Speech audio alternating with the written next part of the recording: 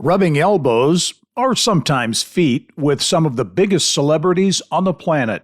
It's how Carlos Diaz carved out a name for himself on national TV. From the red carpet with Tiger, to a one-on-one with Stallone, to reporting in the field for CNN. The pride of Greenwood, Indiana, has just about seen and done it all in front of a TV camera, including a 6-year run on the air in his hometown.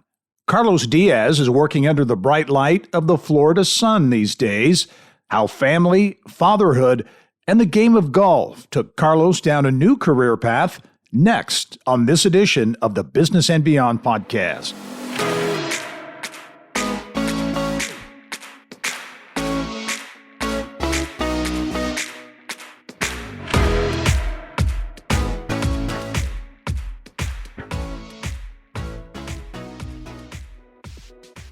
Nice shot, Decio. Nice. Pounded it. Hello and welcome to the Business and Beyond podcast presented by PNC. I'm Gary Dick. Carlos Diaz, now a caddy daddy for his 7-year-old son Decio, a young boy with a big swing and super talent on the golf course. It's a big reason why Carlos decided to step away from the anchor desk at WTHR in Indianapolis and move his family. His son can now play golf year-round. The Diazes are much closer to relatives, and Carlos, well, he's using his TV tools to carve out a new career. And I'm pleased to be joined by Carlos Diaz. And Carlos, how should I describe you? News anchor, reporter, No. national media. I mean, you've done it all. What's the best description of Carlos Diaz today? Dad, husband and dad, okay. husband and Yeah. dad. And thank you so much for having me on the show. I love you, Gary. I just think you're amazing, and thanks for asking me how that description should go, because that would be a very good question, because I've worn a lot of hats in my life, but I truly believe that the most rewarding hat is the one of husband and dad. Yeah. That's very well put. And it, in large part, precipitated your move, right? Essentially out of TV news down to Florida. Well, I was very career oriented early in my life, and my 20s and 30s were all about my career. And I turned 40 and realized I don't have a wife. I don't have any kids. That might be something I want to look into. And when your whole life is just you and you alone, you can make decisions that you might not be able to make if you have a wife and kids. And so it's not like I stayed away from love, and unconditional love and things like that. And if I knew what it was like having a wife and kids earlier, I probably would have done it earlier, because it's amazing. Yeah. But I just stayed on track with the career. And then I didn't I didn't get married to my wife until I was in my 40s. We didn't have our first child until I was 45, second child at 46. So I'm now 52 with a 7-year-old and a 5-year-old. I'm the oldest daddy caddy in the entire land. All right. I am quite often mistaken for the grandfather daddy caddy, So when my son, it became quite evident that he was pretty good at golf. And when he finished 5th in the world at the World Championships in Pinehurst last year, my wife and I looked at ourselves, and at the behest of many other people, said, we've got to get him in a place where he can be playing golf year round. Yep. My wife's got family in Orlando. I've got family in Florida. On a serious note, my father, who is my idol, I idolized him. He passed away last year. And so a lot of things kind of all happened at once, and everything was drawing us to Florida. And it was after a tournament in October of last year. Wow. It seems like it seems so long ago, but it really was. It was October of last year, and my son had just won the Tennessee State Championship. And he's getting the trophy. And all I can think about is, we've got to get in the car and we got to speed home. It was Knoxville, 6-hour drive. And I got to be on the air in 8 hours.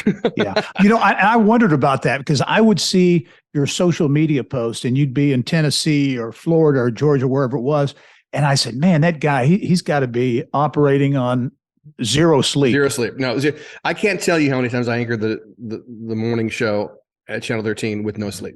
I mean, I'm not talking about an hour and a half. I'm talking about going, and I'm not talking about laying around all day on Sunday. And then I'm talking about caddying, and walking 9 holes and then driving 6 hours and then getting in and just, it was, I mean, Scott Swan used to say to me every time he saw, he said, I don't know how you do it, brother. Yeah. You know, and it just, and we were driving home and I looked at my wife, we were driving home from that tournament in Tennessee and it said ETA on our GPS, it said ETA 1:36 a.m. Well, I'm supposed to be in the office at 2 a.m. Oh. Okay. So I just looked at her and I said, she was driving and I said, I'm going to type it up in an email right now.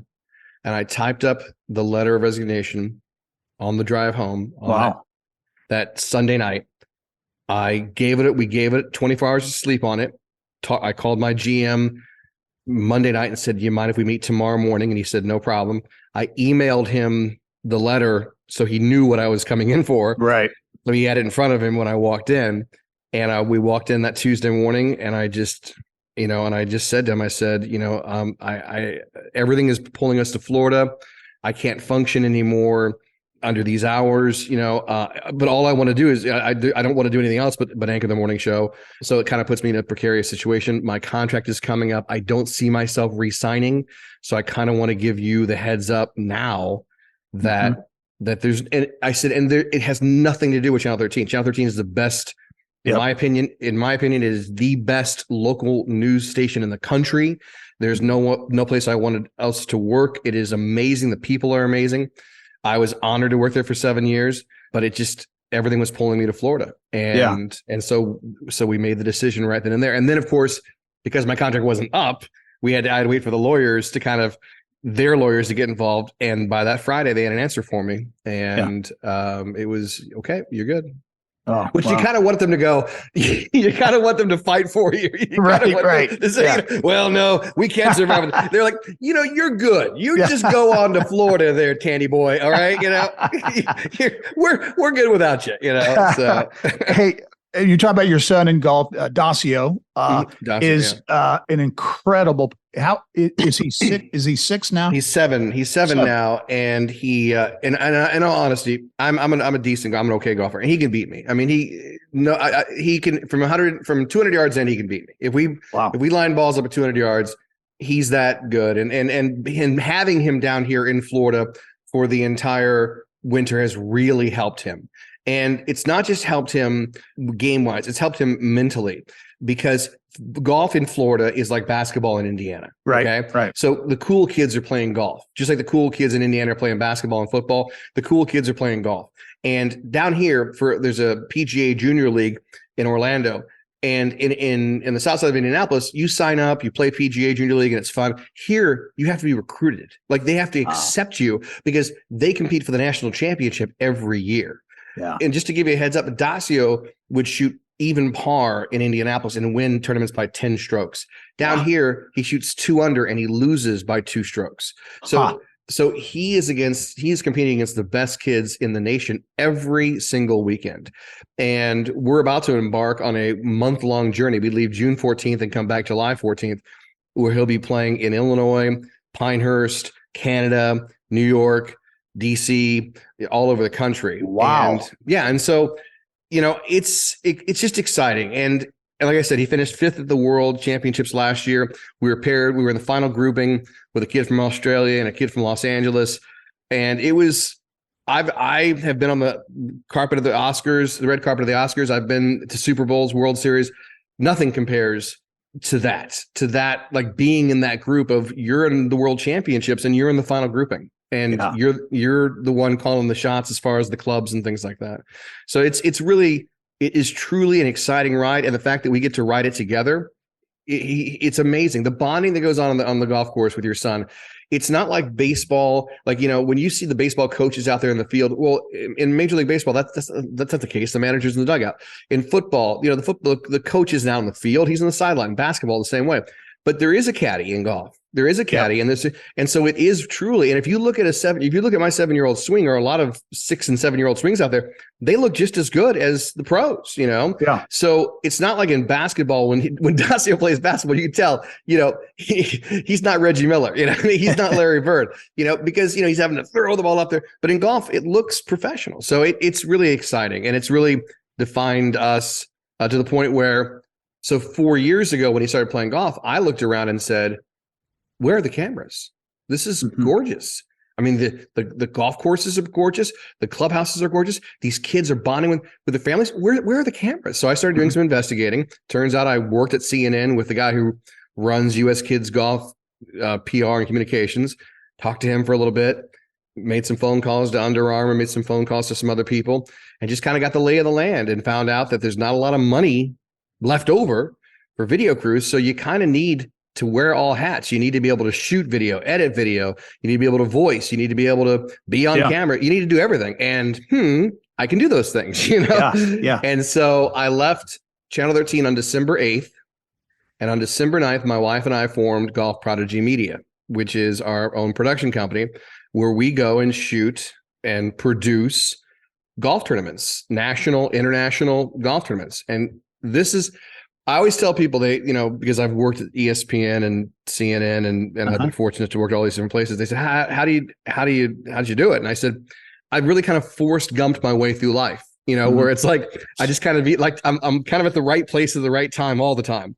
Yeah. And I knew that this was a great decision when the very first assignment we got, the very first phone call we got from Golf Prodigy Media was to follow around a golfer named Charlie Woods, who just so happens to be the son of Tiger Woods. Really? That was the first assignment we got. If you don't mind, we're going to have you follow around Charlie Woods, and Tiger's going to be there, and you guys are going to be talking the entire time, and that's what you're going to do that first weekend. So that was our first assignment. Well, tell me about that. That's I wish I could. And I've met Tiger on 2 different occasions through ESPN. But what happened was Tiger got he got an injury and he dropped out of a tournament and he wanted his son to be with him in the islands. And that Friday we got the phone call. So we formed the company and the very first act was we got an email from somebody saying the Tiger Woods shoot is off. Charlie's not playing in the tournament. And so we're like, well, much is given and much is taken, And but I mean, to get that call immediately is amazing. You say, okay, this is this is amazing. So then, now with name, image, and likeness, NIL, those restrictions being limited, now my 7-year-old son can have sponsors. And he does. I mean, we have as a family, we have a sponsor as a family. Dacio has a sponsor as well, and we're always looking for more sponsors. So, hit us up on social media. But, he can wear certain brands of clothing and get paid for it. Wow. And that doesn't violate any kind of collegiate rules or anything like that. So as a journalist, I ran into many times at Channel 13 issues where there was a line that I could not cross. And at one point I did get written up because I sang the praises of Dacio's swing coach, Crystal Morris, by the way, down in Franklin, Indiana, beautiful Franklin, Legends to Golf Course. And I said, if you ever need a swing coach, Crystal Morris is the one for you. And I put that out on social media because she's a family friend and, she's, and we started when Dacia was 3 and she was a family friend and she goes, I'm not going to charge you. I don't know what to charge for a 3-year-old. So she wasn't charging us. So it looked like I was getting goods for services because I made that post. It seemed that way. So immediately I contacted Crystal. I'm like, you know what? I need to start paying you and I can't post about you on social media anymore.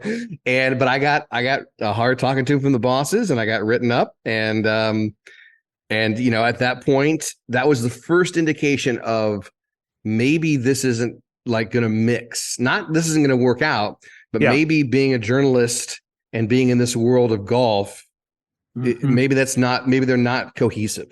Yeah.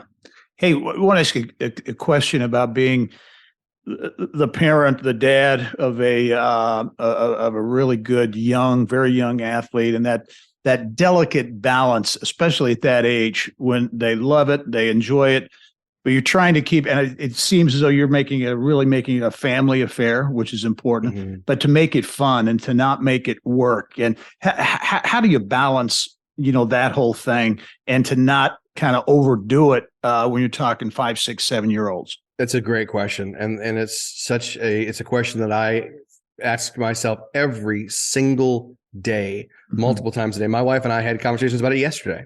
And here's the thing. Me being a 16 handicap, if I was, which means I'm an average golfer. If I was a great golfer, I equate it to Dacio being a great violinist. If Dacio played violin and he played me something, that was amazing on violin, I don't know how to play violin. I'd say that sounds amazing. But if I was a concert violinist, I'd say, you know what?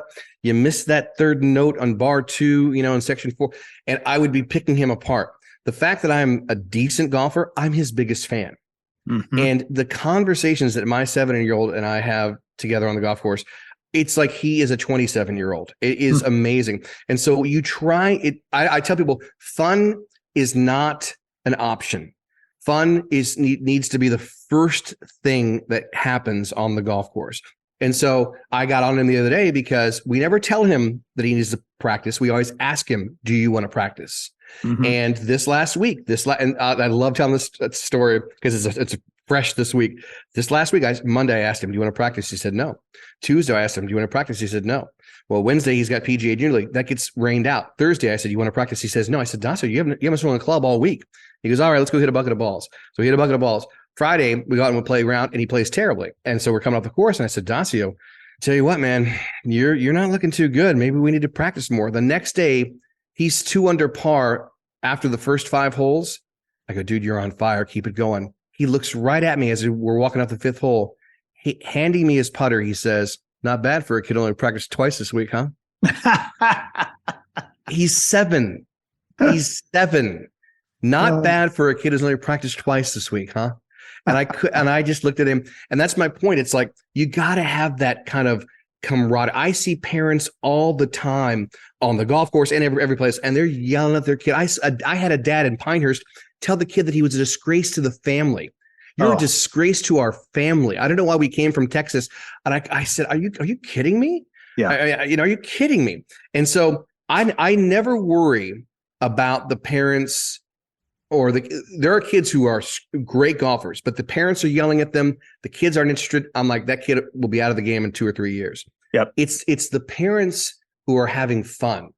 And if you have a kid who's having fun and shooting low, that kid is he is a force to be reckoned with. And that's what we try to do. We just try to have, and I base a lot of it, by the way, on a certain Indianapolis Colt, Andrew Luck, when he was playing.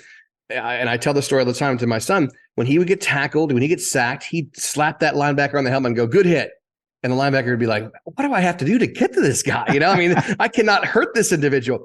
And I tell Dacio, no matter what we're doing out there, someone gets a birdie, you say, hey, great birdie, you give him a high five, and that way they're like, this kid never gets down. Yeah. He's rooting for me.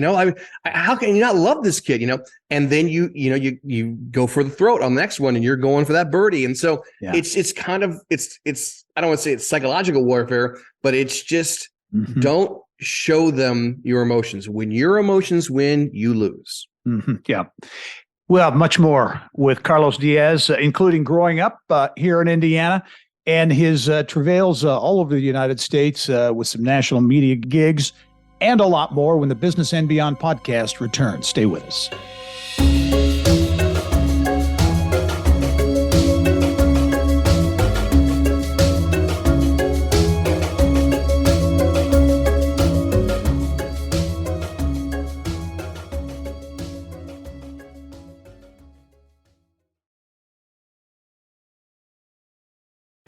At PNC Bank, we're committed to making a difference in the lives of our customers and communities by helping them move forward financially. As a Main Street bank, we try to do right by our customers with every encounter. Our local teams offer personalized financial advice to help guide you in making the best decision. We're proud to be part of your community. PNC Bank. See how we can make a difference for you at pnc.com. Copyright 2022, the PNC Financial Services Group, Inc., all rights reserved. Welcome back to the Business and Beyond podcast presented by PNC. My guest this week, Carlos Diaz, for 7 years, an anchor and reporter at WTHR Channel 13 here in Indianapolis. But Carlos, your media career has literally taken you all over the globe. Let's go back, though, because you grew up in Greenwood, right? Grew up in Greenwood, Indiana, graduated from Greenwood, and I am Greenwood through and through. ISM Elementary School, Greenwood Middle School, Greenwood High School, graduated in 89, went to IU. graduated. I went to IU for 3.5 years, thought I graduated, found out later that I didn't. I had to go back and get one more credit, but that's a story for another day. But no, I went immediately, got a job at ESPN out of school, and was the youngest person on air for SportsCenter at the time. And that was, you talk about being thrown to the wolves, I'm a 20. What was that like? Because, the media business, it's a tough business. Tough. And confidence is important. It's easy to, people will tear you down at the drop of a hat. What was that like, being the young Turk in the environment? I had so many times where people were handing me tapes thinking I was an intern, and I'm like, I'm on air. I'm the reporter. I'm the anchor. There were times I'll never forget. I was there when Michael Jordan retired, from the Bulls the second time. I was there when Walter Payton announced his retirement. I was there for the Sammy Sosa, Mark McGwire home run chase. I've interviewed Tiger Woods. I've interviewed Michael Jordan. I've interviewed these big stars. It was a time that I'll never, ever forget or trade. But the amount of mistakes that I've made during that 3 years it was unbelievable, because I was so green. Sure. And I'll give you one that you'll be able to relate to because of the Hoosier side of it. Steve Alford was coaching. Was it with Northwest Missouri State or something like that? Yes. I think it was Southwest Missouri State. And they were in the quarterfinals, like the Sweet 16 and Elite 8 in New Jersey in the Meadowlands. And they had just lost. And I went to his dad and I said, "Hey, I'm from Indiana as well." And his dad, Sam Alford, he said, "Oh, that's great. What part?" I said, "Greenwood." He's like, "Oh yeah, we're over on the east, over east side over where, And I said, "Yeah." We started talking, and I said, "Tough loss." And he goes, "Well, it's probably his last one with the team. I think he's going to be going to Iowa." And I said, "Really?" And I go to the truck and I go, "Hey, it was great talking to you." He goes, "Hey, great talking to you." I go to the truck, and Willie Weinbaum was my producer, best producer in the business. I mean, best in the business. And I said to Willie, "Yeah, I just talked to Sam Alford. He said Steve's going to Iowa." And he goes, "Well, did you get confirmation?" And I'm like, "Confirmation?" And he's like, "Yeah, you need to go back and talk to," and I'm this 26-year-old kid, right, who has no idea what he's doing. Yeah. And I ran back over and I tried to get him to talk. And by that time I was in full reporter mode. He didn't want to talk to me. And then no one. And I had confirmation from the dad that he was going to Iowa. And today I would have handled it differently. I would have, Sure. I kind of would have eased in on it a little more and been there, and kind of like, let's talk about going on the record with it and, talk about this. And, I didn't realize that I had breaking news in the palm of my hands. And so I had it right there. Yeah. Yeah, right there. And that happened a few times. And so you say to yourself, okay. And then what happened? The NBA came along and said, "We love," and what was going on the air at ESPN was on the air. I looked great because ESPN made me look great. They made my sausage. You never want to know how the sausage is made. They made my sausage extra spicy. It was they made my sausage edible. Okay, but my own, what I was producing was not edible, and so they cleaned up my dish. Yeah. And when the NBA came along and said, "Hey, we want you to be one of our first anchors ever for NBA TV," I said, "Hey, I grew up in Indiana. Can do," and took that job at the NBA. And so I was an anchor of the NBA for 3 years. And then ironically, this is crazy to talk about, 9/11 actually is the reason I kind of made the move to entertainment news, because I was living in New York City the morning of 9/11, saw the second plane hit the tower, and people don't realize that the second tower had the big Verizon antenna on it. And so everybody's cell phones went down when the second tower went down. So everybody was wondering about if I was still alive. And so I went to the NBA store. I was working for the NBA. I went to the NBA store in Midtown, went down to the bowels of the NBA store, got on a computer and typed up an email saying, "Hey, I'm okay," to my entire email list. And one of my contacts on my list was someone who worked for Eddie Delbridge. And Eddie hit me up and said, "Hey, we don't have any reporters there. Can you be our guy to kind of talk about what the reporters are going through reporting the story? This is the story of a lifetime. We want to, and we want you to be our guy kind of behind the scenes." And I said, "Okay, sure." Because my job at the NBA was an open-ended thing where I could do whatever else I wanted to do. And so I kind of made the transition to entertainment and never looked back. What was that like? You had, sports reporting, entertainment reporting. I mean, they're both kind of celebrities, if you will, but two different deals there. Was there a big difference? Yeah, there was a huge difference. People don't need me to hit 40 home runs. People don't need me to win game 7. People don't need me to shoot 4 under par.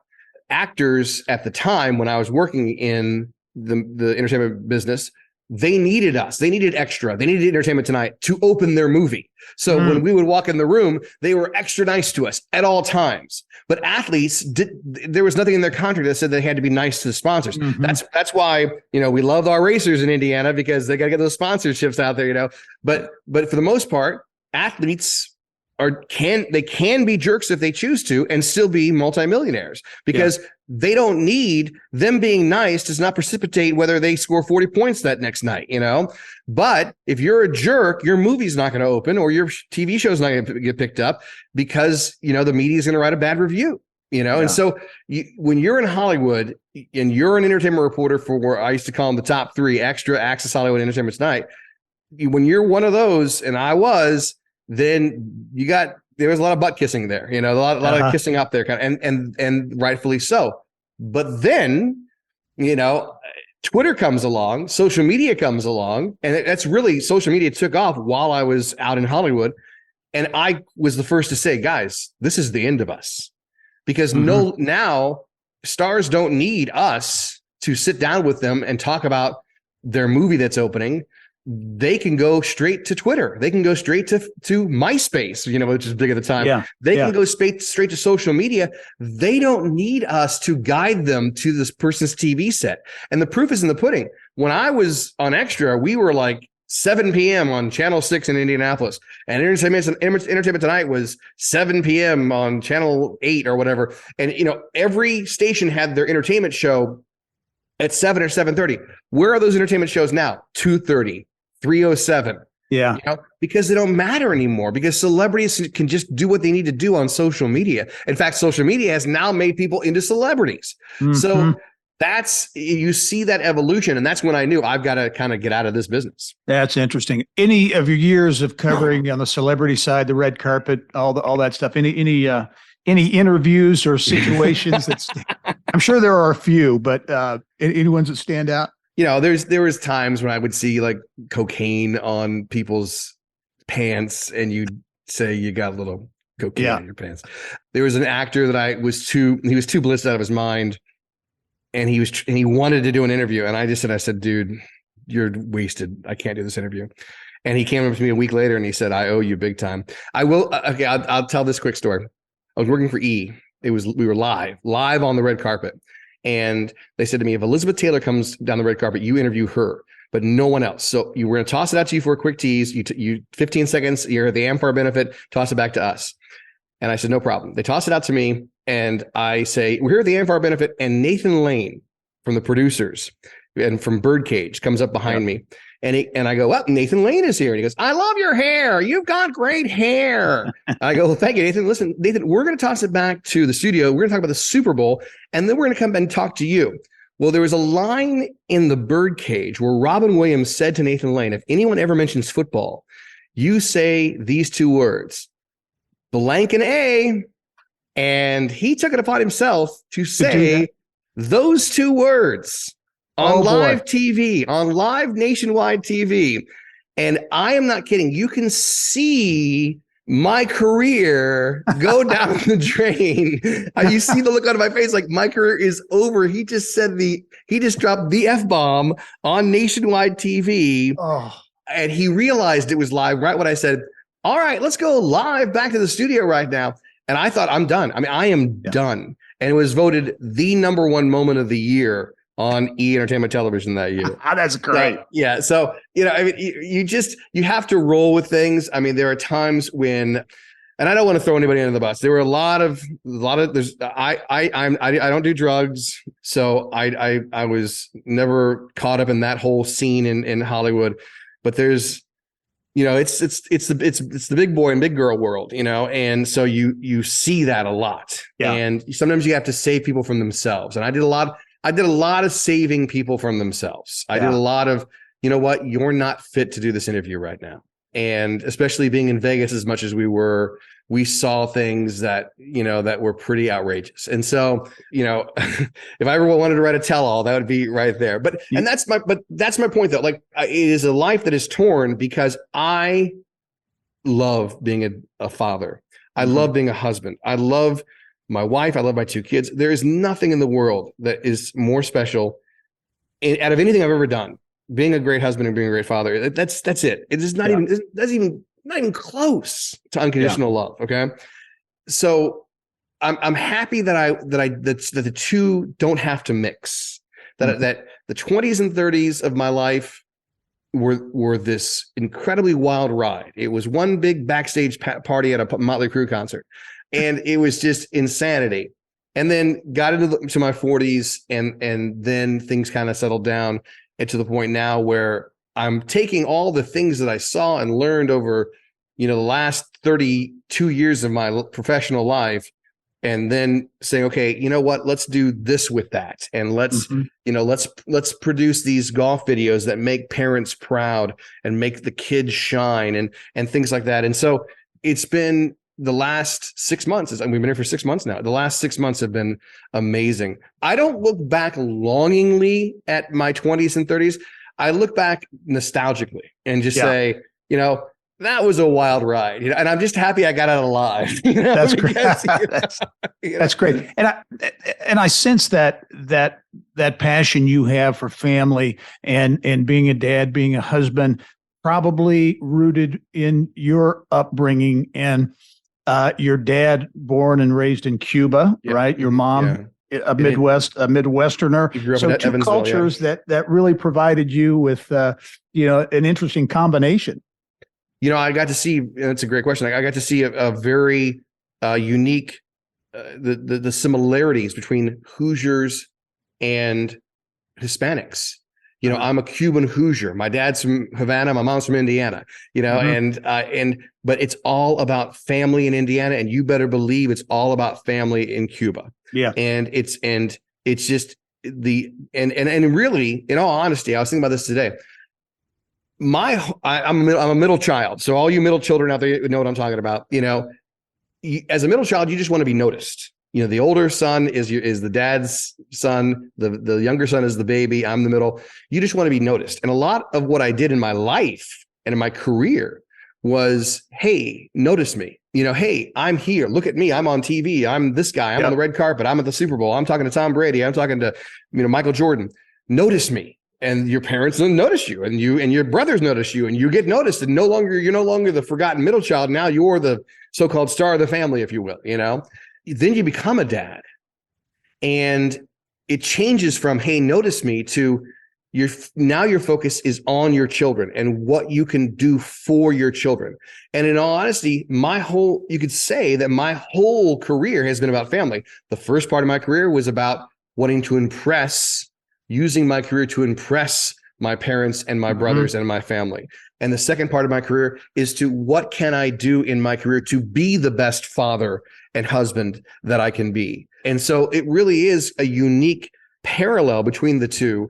And it's terrible that I lost my father last year or 18 months ago, but maybe it was God's way of saying, you know what, he's done what he needed to do, and I'll take him from here. And now it's time for you to be the dad. He's impressed. You've impressed him. Now you need to, your turn. Impress your kids. Over. Take over and impress your kids and be there for your kids. And I mean, you talk about Dacio impressing me, my son impressing me, and my daughter Dela impressing me. I mean, every day they impress me. So it is kind of like a turning of the page, if you will. That kind of helped me make that move to say, okay, this is the right time to come down to Florida.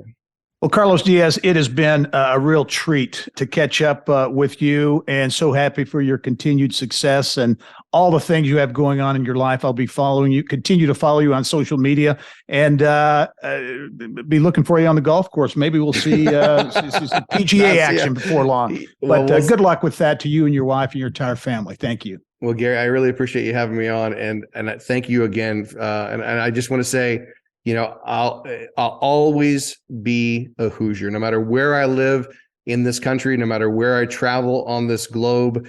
I was born in Central Indiana. I was raised in Central Indiana. It is who I am. It has made me into the man that I am today, and I am thankful for it. And I will always, always be a Hoosier. Thanks so much. Very well put. Carlos Diaz, my guest this week on the Business and Beyond podcast, presented by PNC. It's a weekly conversation with achievers in business, sports, entertainment, and beyond. And you can check out all of our episodes and get Indiana business news 24/7. All you have to do is go to InsideIndianaBusiness.com. I'm Gary Dick. Thanks for joining us. We'll see you next time.